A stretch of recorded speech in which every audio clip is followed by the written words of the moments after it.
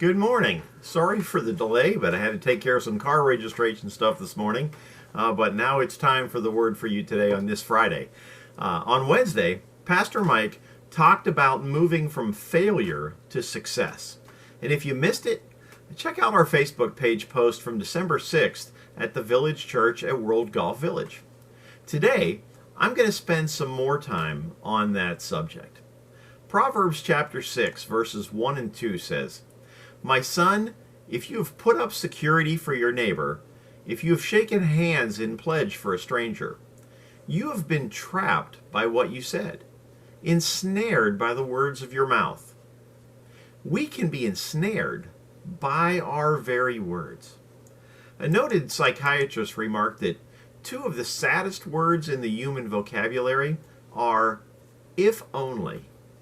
He believes people who get trapped by their failures spend their lives saying, "If only I had tried harder. If only I had been kinder to my children. If only I had been more truthful. If only." The way to change that mindset is to change your vocabulary by substituting the words "next time." Next time I will try harder. Next time I will be kinder to my kids. Next time I will be more truthful. The scripture we just read says that we are snared by the words of our mouth. And a snare is a trap. Have you ever seen an animal caught in a trap, struggling to be free? Your words can do that.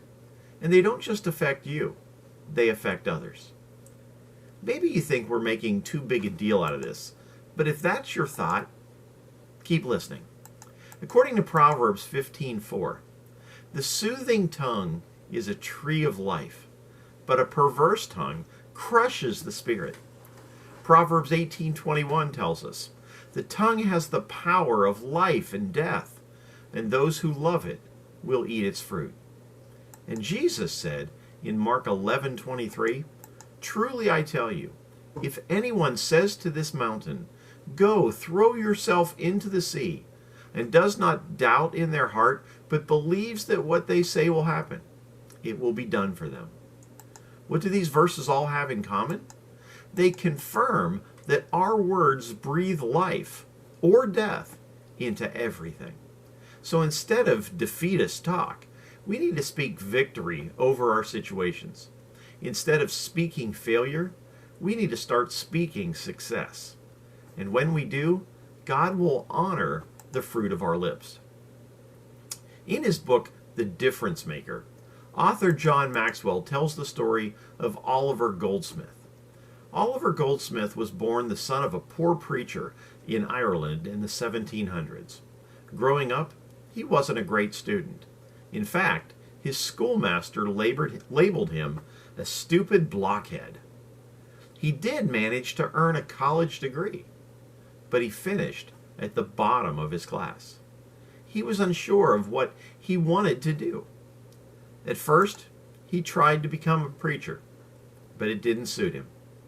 Next, he tried law, but he failed at it. He then settled on medicine, but he was an indifferent doctor, not passionate about his profession. He was able to hold several posts, only temporarily. Goldsmith lived in poverty, was often ill, and once even had to pawn his clothes just in order to buy food. It looked like he would never find his way. But then he discovered an interest in and an aptitude for writing and translating. At first, he worked as a Fleet Street reviewer and writer in Britain, but then he began to write works that came out of his own interests. He secured his reputation as a novelist with The Vicar of Wakefield, as a poet with The Deserted Village, and as a playwright with She Stoops to Conquer. Goldsmith's story sounds a lot like the psalmist David's, and maybe yours too. David's own words from Psalm 3, verses 2 and 3, can give us all encouragement. "Many are saying of me, 'God will not deliver him.' But you, Lord, are a shield around me, my glory, the one who lifts my head high." We may be down today, but God will lift us up if we turn to Him for guidance and cooperate with His plan for our lives. So, to help us move from failure to success, we must learn to do two things. First, learn to laugh at ourselves.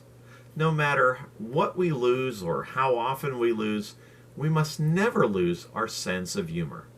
When we take our mistakes too seriously, everything becomes a life or death issue. In the 126th Psalm, the psalmist wrote this in verses 1 through 5. When the Lord restored the fortunes of Zion, we were like those who dreamed. Our mouths were filled with laughter, our tongues with songs of joy. Then it was said among the nations, the Lord has done great things for them. The Lord has done great things for us, and we are filled with joy. Restore our fortunes, Lord, like streams in the Negev. Those who sow with tears will reap with songs of joy. We might not be able to laugh about our mistakes, but we can learn to laugh in them. In verse 1, note that the Lord restored. He brought back. And God can bring us back. Tim Masters says, failure is the productive part of success. It provides the road that you don't have to cross again, the mountain that you don't have to climb again, and the valley that you don't have to cross again. When we are making mistakes, they may not feel like the kiss of Jesus, which was Mother Teresa's phrase for failures that drive us closer to God. But if we maintain the right attitude, they can lead us to do what we should be doing. The second thing is to learn from our mistakes. Successful restaurant owner Wolfgang Puck once said, I have learned more from the one restaurant that didn't work than from all the ones that were successes. Isn't that the way that it usually is? One of my favorite t-shirts has a very simple message. It says, I never lose. I either win or I learn. So don't lose, but learn. And then you are on the way to success. And this Sunday, you are invited to see this all in action, as you are invited to a piano recital of area students this Sunday afternoon at 3 o'clock.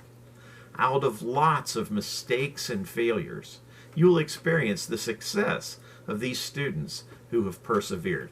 So we hope you'll come and check that out.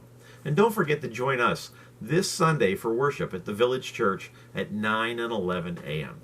And if you can't make it in person, be sure to join us online on our Facebook page or our YouTube channel at the Village Church at World Golf Village. Have a great weekend. We love you, church.